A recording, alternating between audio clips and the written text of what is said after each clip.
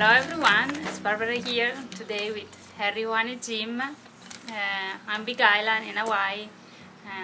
Uhane is a kauna and healer and author of The Wise Secret of Aloha, and also Ho'oponopono teacher and Lomilomi teacher.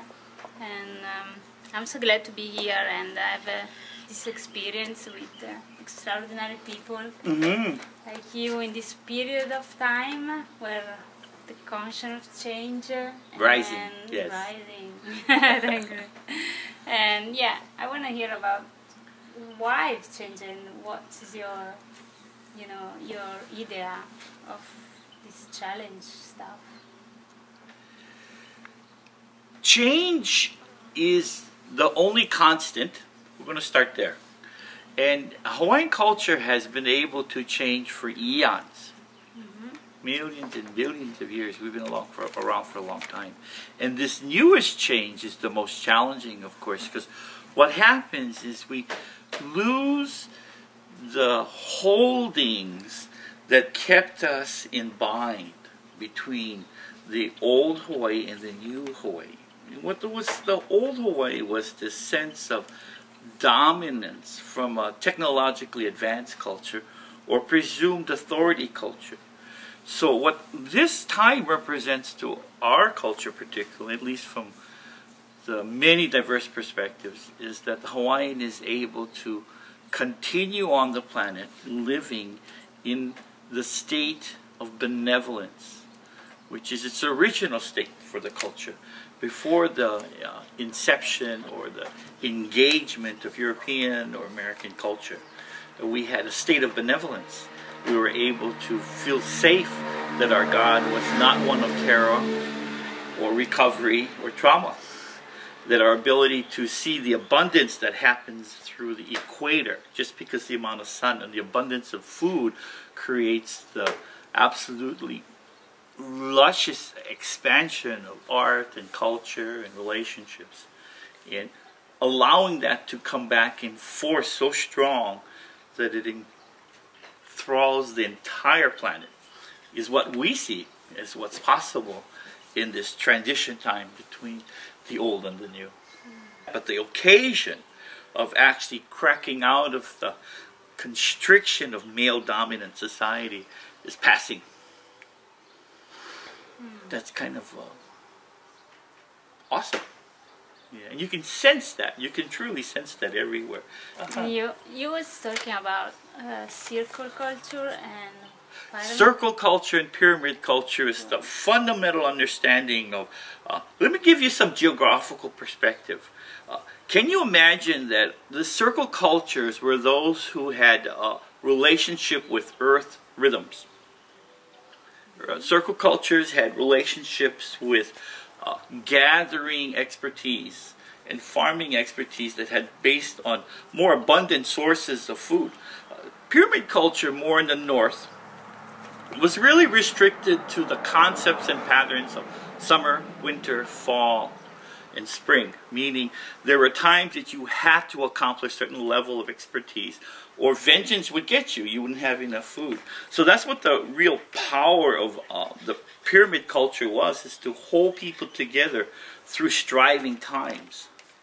But the pyramid was not effective in a long-term expression of the human condition because it did not empower change. It is a culture of entitlements as opposed to a culture of self-responsibility, which is critical for understanding circle culture.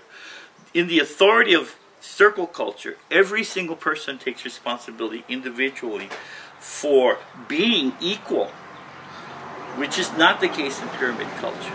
Not having that extra authority of self-management, it doesn't survive in a time of change. That, again, returning to that primary understanding we started our conversation with, is that if you can't build the skills of change, you won't be there when change happens. It'll change and you'll stay in the same place. To be in the moment, you need the breath. Let's do that again. To be in the moment, you need the... and to be in the moment of all of you. That's a really important thing to recognize between me and you. When we're going, at the very bottom of that breath is a certain place where the alignment with all of you actually occurs. When you bring those patterns to awareness through a period of 3 to 5 breaths, it does change your attitude. By the time you take it to 30 breaths, it actually changes your physiology to propagate that attitude. It truly does. It allows you, deep breathing, to capture the reality you're choosing. We Hawaiians have an expression of po and ao, really important as a concept. Many people believe that there is a heaven and an earth. We understand though that division as po, which is all that is not known, the obscure, which also includes your dream state, as opposed to ao, which is your living state. You and I are in ao, A-U, and we are in ao, that state, because we actually illuminate the living light of divinity. That's what's going on in here. The divinity light is also in the deepest unknown. So when we make that division, we appreciate that the only way to have connection to all of us is at that bottom of the breath. When we both meet, the all of us and the one that is us in this place now. I'm not sure if you ever recognize this, but every human being on the planet will daydream at the bottom of the breath only. They never daydream going up. The moment starts at the bottom because that's a ritual pattern that is received in birth. Yeah. There are basic charters of this particular universe as opposed to others. This particular shared universe is driven and designed by a single emotion. What if? What if something happens that we haven't seen before? So all of the molecules, all of the subparticles are designed to seek light. When we take on that authority, us humans, we do that by committing to service through relationships with other humans. Having that truth, life is integrated and inclusive. The capacity to embrace the paradox of change becomes our ultimate authority, witnessing it and changing it to moving us forward in our consciousness. I know it sounds like these are large concepts, but we're big people. We think big. So the benevolence is at the base of Ho'oponopono? The divinity is completely capable in all of its experiences to present you the eminent possibility of heaven being on this planet right now. In your breath, with your relationships, with the animals and the plants that you live in. That's what it means. Hawaii say, the animals and the plants did not leave heaven. They're still there. They're still in the place where the frequency of joy is occurring in their life. We're the only ones that left heaven. When we return to this time and engage that frequency is available, we return to Eden by our own will, in our balance with the abundance that's available for all the other planets. We'll return to right now, and then again now, and now. We'll come back to that place. I want to express to you that when we are healing, maybe in the whole experience, there'd be only 2 seconds that really have any connectable value to all of you. The rest is entertainment. And it's good to be entertained because that's the very spice or spark that drives those moments of anchoring into all of the time. Yeah, just anchors all of the time. So we only need 2 or 3 seconds in a whole hour.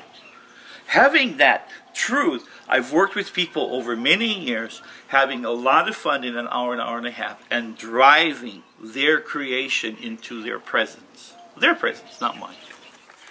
Yeah. This concept is the one make Lomilomi different from the other form of massage. I'm going to be real clear here. I think one of the biggest reasons why Lomilomi is different across the planet, I can say that because I've been doing this work for 35 years and I've seen it explode. My teacher, Auntie Margaret Machado on Kona, studied 20 years ago teaching people from around the world.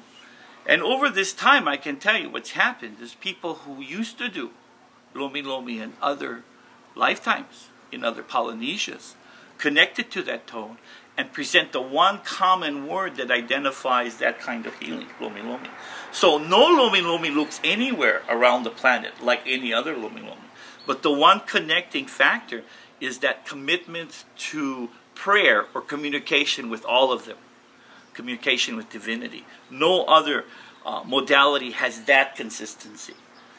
So for that reason, Lomilomi is the one that presents the most authentic expression of the all of them that's being present and giving their body. And this is the best form. For that reason, I think it's the most potent and powerful gem to leave for the global consciousness. A gift of healing touch that can parallel all other skill sets. In the evolution of consciousness, and in that we are experiencing a movement of consciousness as a whole group, yeah? Is there such a thing as evolving consciousness? Do we actually get better at consciousness? Yet, here's the evidence. When we started our journey here with Mother Earth, the human experience did not include the front lobe of the brain. It wasn't there. Our context of time and community was limited to that of beings not capable of changing negative energy to positive energy. Our planet has given us the ability to evolve to a full species that's completely capable of self-responsibility. We're the ones that are able to move out of heaven and back to heaven, appreciating the completeness of our own evolution of consciousness. But still, is there a greater consciousness? Absolutely. The purpose from Hawaiian culture is to understand the principle that in our culture, discovery is the gig, and discovery through relationships in service is the entire consistent path. As we participate in that, we cause an expansion upon the universe. We imbue the universe with this consciousness. We share it. So it's not just in one expansion, but in many dimensions it expands. And it all expands because, this is our Hawaiian concept, everything that you experience outside is a continuum of the experience you're having inside that very core space of your heart. And all that's happening is a reflection of what you're wholly capable of inside. So that's how we see consciousness. I want to extend this question to one idea. In all of the planet that I have studied, linguistically, geographically, spiritually, any possible way, I have never seen an idea I'm about to express to you. And the idea is expressed only in Polynesia, including Hawaii, and not just Hawaii. And this idea, this single idea, is will icon the time we're in now. It prevents the use of negotiation as the effective means to cause change in your life. And it actualizes and it gives advantage to your choice in how you promote change. So here's the word. K-U-A-N-A. Ku'ana. Ku'ana.